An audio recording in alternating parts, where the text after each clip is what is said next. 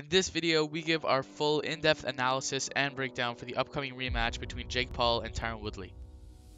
So, I mean, this is gonna be a really interesting fight, and it's gonna be hard to predict how this is gonna go because obviously Jake Paul won by decision in the last fight by unanimous or split decision actually. So that was a good fight. It just seemed like Woodley didn't do enough to get the win in that fight, and he didn't throw enough. He didn't do enough. He wasn't working enough.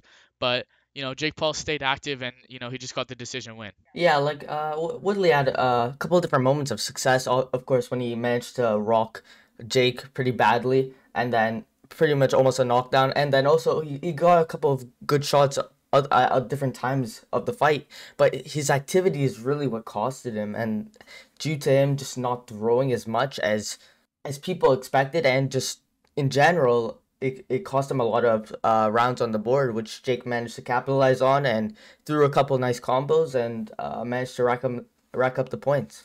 Yeah, and obviously this rematch is going to be interesting because we're going to see like how these two have matched up. Obviously Jake Paul's had a full training camp going into the Tommy Fury fight, which Tommy Fury pulled out in the last 2 weeks. So it's going to be interesting to see if Jake Paul might have that edge. He looks a lot slimmer, which I've noticed. So that could play a factor into how one will go. Um, Yeah, I was just seeing in some of his posts, he looks a lot yeah, smaller than he bro, he he looks used to. tiny. He looks was such tiny. a Like he looks like it he looks can make so 180. weird. Like I don't understand. Like what? I wonder what he's gonna weigh in this fight. But Be doing it for some of his cardio because last Woodley yeah, fight he kind of gassed and I himself out, noticed. so he might be trying to get his cardio more in shape Yeah. by maybe losing some of the weight. And I noticed he's been talking a lot about how he has, upped his strength and conditioning, got a good nutritionist in his camp and has really been focusing on that. So it's going to be interesting if to see if he has better cardio. Obviously, he gassed out in the last fight, around rounds like 4 to 8. He didn't seem like, he really had that energy, but he was still winning rounds at that point, at least, fifth, sixth, seventh probably you would give to him. So yeah, it's going to be interesting. I think for Woodley, I think his main key to success in this fight is it's just going to be more active, because he was super hesitant to throw, even though he was walking down Jake. He was never really letting go of his hands and putting it on Jake. So yeah, that would definitely be something he would need to work on. And going into this second fight, it's kind of interesting to me how he's been saying, recently. You would think because he's been posting on his Instagram and all these social medias that he wants the rematch and he wants another shot at Jake. But to me, it kind of seems like he didn't think he was gonna get this because he said that he didn't watch that first fight until like a few days ago, and then like the reporter asked like why'd you wait until only a few days ago to watch the fight? And he was like, well, this fight wasn't announced, so we weren't fully looking into it. And to me that kind of shows that Woodley wasn't really preparing for this Jake Paul fight as much as some people think. But I think he might have been preparing for a fight, just not sure if it was for Jake. Yeah, Woodley was campaigning for this rematch ever since the fight ended, pretty much, and he's been talking about how he thinks he won it, and also how he thinks they should run it back, and then all that drama as well with the tattoo, the "I love Jake Paul" tattoo, and then Yeah. yeah, it's just interesting to see how now Woodley just hasn't watched that fight, even though he's been wanting this rematch for all these months since since their fight. So it's just I don't know how that really makes sense. And since he already has such a short training camp because he's on late Yeah, notice only like since 1 week. Tommy pulled out, uh, him not like having watched this fight and then already kind of having some adjustments in mind for this rematch might cost him a bit since now just less preparation for him Yeah. as well as less time for him to get fit Yeah, and and into fight mode. Yeah, and another thing in that press conference that caught my eye was kind of Woodley was talking about the first fight, like after round four, that Jake never took control of the fight. He never got like obviously that knockdown happened, or people call it a knockdown because the ropes held Jake Paul up, and technically under boxing rules that's a knockdown. So I'm gonna be calling that a knockdown. So when Woodley scored that knockdown, he was saying, that Jake never really got the momentum back, and he never won a round after that from after rounds 4 to 8. So that's 5 rounds to Woodley. But Like if you're really watching that fight, you could just see Jake does get his momentum back, and the only reason that happened was because Woodley kind of led him.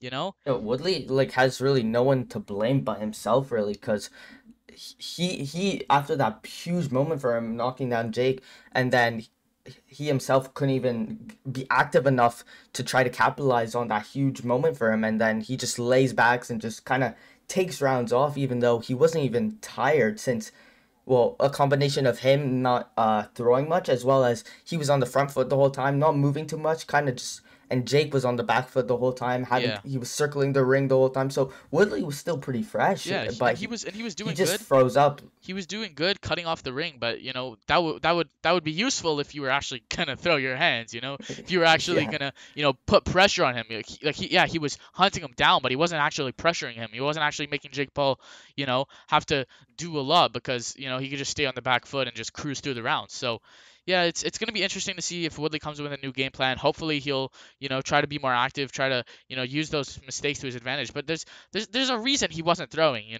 Obviously in his MMA career, he was known for, his striking, his boxing. Like he wasn't someone who would throw. And in MMA, that okay, that works because, there's tons of different things.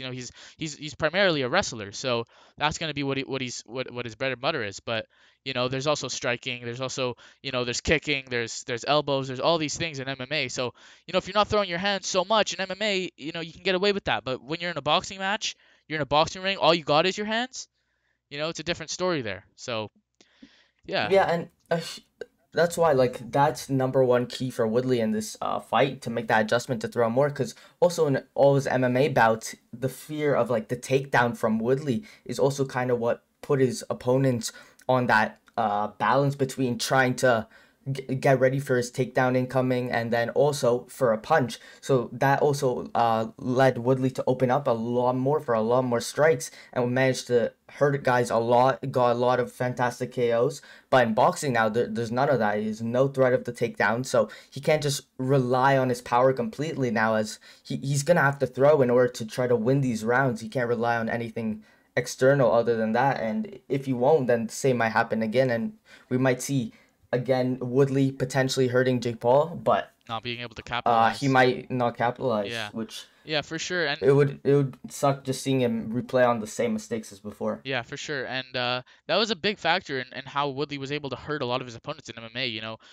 He's primarily a wrestler, so obviously the threat of the takedown is gonna be there, and you're gonna be like, okay, is this guy gonna come in? Is he gonna come for my legs? Is he gonna, what's he gonna do? So then he comes in with a huge overhand right and puts down guys like Robbie Lawler and, those kind of things. So it's going to be interesting. Obviously, I think now we're going to try to get into more of like, the attributes of both guys. Obviously, Jake Paul, the taller guy by, a good amount of inches, but kind of similar in size, especially with Jake shrinking down to, uh, Yeah, body wise, yeah, they're at least. kind of similar now. Yeah, and Woodley's always been like a big welterweight. He fought at 170 pounds in the UFC, but he wasn't 170 pounds walking around weight for sure. He was definitely well over 200 pounds, probably like 205 pounds he would walk around at during his MMA career and probably now as well. So, Woodley's one of these guys who stays in the gym and stays ready. They're not he's not there just to get in a fight in short notice and suddenly he's, overweight and he's not training in between fights like he is. He's always Yeah, ready. he's not like kind of how Ben Askren was, how he kind of was just came out of retirement pretty much and just, all right, let's go, let's accept this fight, and then trying to get this big payday. But now that Woodley's, like you said, he's always in shape, he's always coming ready, and we've seen a bunch of different pictures and posts from Woodley from before Tommy pulled out, even just showing that he's been training for maybe it was a potential different fight that he had, and he was planning some other fights, but now we know that he at least is somewhat in shape for this Jake Paul fight. Obviously, not gonna be 100% like Jake is, because Jake had a completely full training camp for Tommy Fury, but Woodley still has some preparation and still has this, even though it's a short amount of time until this from this when this fight was announced. He still has a bit of time to prepare, and if he really spends the time well, kind of adjusting his mistakes and actually learning from them, and not just repeating his same mistake of not throwing as he did, even though he's been getting this criticism of not throwing his hands for so many fights in a row in the UFC as well, and he just kept continuing it. So if he can finally change that up, then he'll find huge And that's a success in this problem fight. we saw even like I saw a long time ago. I think when Conor McGregor was getting in the boxing ring with Floyd Mayweather, Tyron Woodley kind of put this tweet out saying, you know, me and a bunch of other guys in MMA would do super well in boxing. And even the comments back then, which was like 5 years ago at this point, were like, well, you'd actually have to throw your hands if you want to do boxing, Yeah, you know, like so everyone it just knows. shows like even back then it was still a huge problem for him. But at the same time, Woodley's been boxing for so long. He's had a boxing coach throughout his MMA career, and and that's something that he does boxing. Maybe he's not fully sparring only boxing, like under boxing rules. Probably they're doing stand up striking. That's still boxing. That's still striking. That's still training in martial arts has boxing incorporated into it, obviously. So it's going to be interesting. So he's been training in martial arts, which includes striking, includes boxing. So yeah, that's why I feel like this fight is so even and like kind of evens it out, and that's why the first fight was so even because Jake Paul is this guy who's super green, but he has a lot of attributes like he's young, he's big, he has these things that he has access to high level training Yeah, immediately, athletic. athletic. So yeah, there's gonna be that like that thing that equals out when you have a guy who's been doing a martial arts for a lot of years but hasn't only done boxing first against someone who has been doing boxing for a couple of years and has been only doing boxing. So yeah. So and Woodley's like he's like a freak athlete, he's not this guy who's just gonna sit around as you mentioned, Ben Askren was out of shape. He literally just came off of a hip surgery when he fought Jake Paul. So like less than a year before that fight happened, he was having a hip surgery, and he said one of the reasons why he took that fight was to get back in shape. Like literally to get back in Yeah, shape. So like at yeah, I that saw point, videos of him talking about that. it's already a red flag if you're getting into a fight to get out of shape. Like, come Yeah, on. looking back at it, there's so many more like just looking back noticeable things about that Ben Askren fight that Yeah, you could just tell that that would lean in favor of Jake. for And sure. also one more thing I wanted to touch about on Woodley's issue of not throwing is I think a lot of that stems from him getting accustomed to just his power and him relying on it and being able to knock these guys out, hurt these guys, and now he just kind of thought, "Oh, well, I'm able to do this. Let me just kind of like pick my shots and just catch them at the right time," which he just got used to, and now this is just led him to being super inconsistent. And even when he ends up hurting these guys, he still is just wired into not throwing at all, which is super is really gonna play to his downfall as well in all fights, not even just for this Jake Paul Yeah, fight, but if he even I feel like continues. the style that he has in striking, it could work in MMA because when you're boxing, there's gonna be like a lot of times like as you saw Jake Paul do, he was throwing combinations in the pocket and then get out.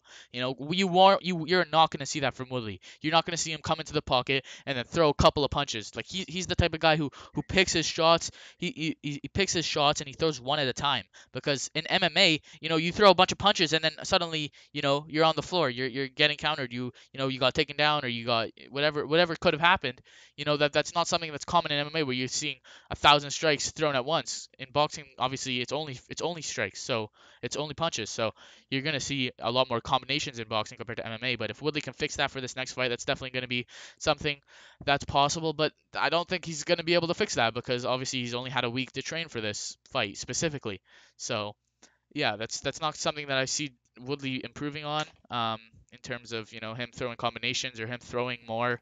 Um, but yeah, it's still gonna be an interesting fight. I feel like if Woodley can land just a nice shot on Jake, I feel like he might have learned from his mistakes to the point where he's gonna throw more. He's gonna try to be more on him and more yeah, just like on his ass and just fuck him up. Yeah, he's gotta have seen all these memes just clowning him over Yeah. getting Jake hurt and just not doing I mean anything about it. and he's This guy was waving his hands in the air, yeah. just taunting, Yeah, not even like literally throwing. just like winding up for like six It's so hours. dumb. But Yeah, what do if you he do? capitalized, like who knows? We could have been talking about how Jake Paul is retired from boxing. Who Yeah, knows? But I guess we'll have to see if Woodley changes that, which he's gonna have to, or yeah. the same might happen. Thank you guys so much for watching this video. It is taken directly from our Punch Plan podcast, which you can check right now on your screen. And that's pretty much it. Be sure to like and subscribe if you enjoyed.